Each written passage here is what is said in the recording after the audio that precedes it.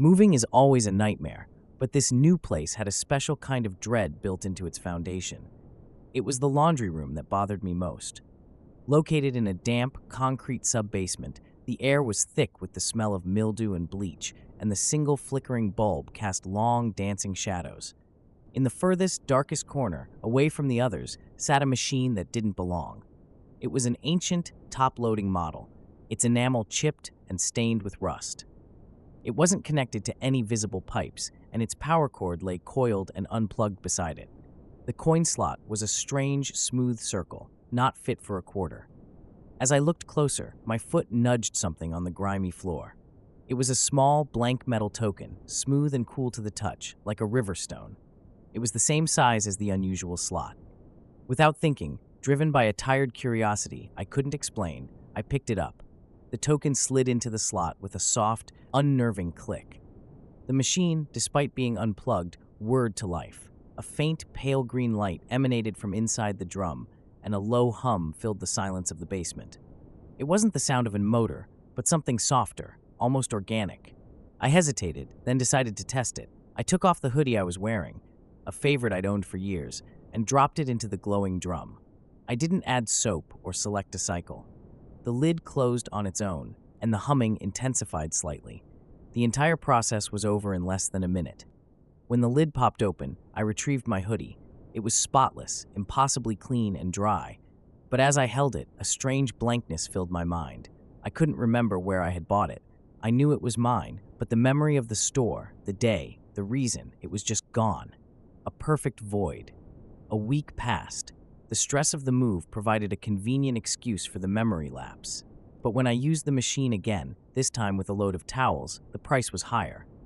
As they tumbled in the green light, I felt a name slip away from me. The name of my childhood dog. It was just erased. Now I knew something was wrong. This wasn't forgetfulness, it was theft. I devised a test. I took a t-shirt I'd gotten at a concert, a show that was a core memory for me. I held it, focusing on the music, the lights, my friends. I pictured it all, then placed the shirt inside. The cycle finished. The shirt was pristine. And the memory? It was a hollowed-out shell. I knew I had attended the concert. The facts were there like a textbook entry.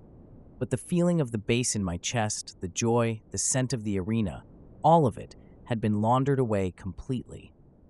I ran to get the landlord, babbling about a memory-eating machine. He looked at me like I was insane. When I dragged him down to the basement, the corner was empty. There was nothing there but dust and a dark stain on the concrete. The landlord shook his head and told me to get some sleep. I thought I was losing my mind. Maybe the stress had finally cracked me. I spent the next day in a fog of self-doubt, avoiding the basement entirely. That night, as I got ready for bed, I saw it. Sitting on my nightstand, gleaming in the lamplight, was another one of those smooth, blank tokens. The machine was back in its corner the next morning, as if it had never left. I felt an undeniable pull towards it, a horrifying temptation. What if I chose the memory? What if I offered it something painful, a regret I wanted to erase? The thought was seductive, a promise of clean clothes and a cleaner conscience. That's when I started watching the other tenants. I saw them in the halls, their clothes all immaculately clean, their colors vibrant, but their eyes were hazy, their movements slow and uncertain. They'd lose their train of thought mid-sentence or forget which floor they lived on. They all had the same vacant look. One evening, I saw my neighbor, Mrs. Gable, heading for the basement stairs. She was a sweet old woman who always talked about her grandchildren, but tonight she was silent, her face a grim mask. In her hands, she clutched not a laundry basket, but a small, worn, leather-bound photo album. I followed her down into the cold, damp air.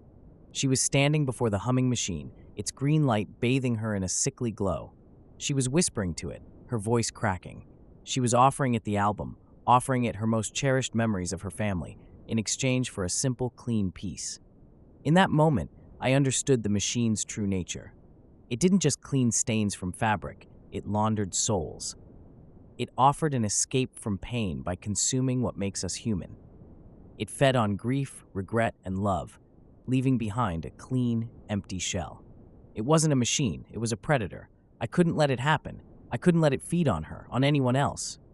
A switch flipped in my mind from fear to fury. I spotted a heavy iron crowbar leaning against the wall in the maintenance closet near the stairs. My purpose was suddenly crystal clear. I grabbed it, the cold metal a reassuring weight. Ignoring Mrs. Gable's gasp, I stalked towards the humming machine. I raised the crowbar high over my head and brought it down with all my strength, directly onto the smooth, circular coin slot. The sound wasn't just metal striking metal. There was a high-pitched shriek, like tearing fabric mixed with a human scream.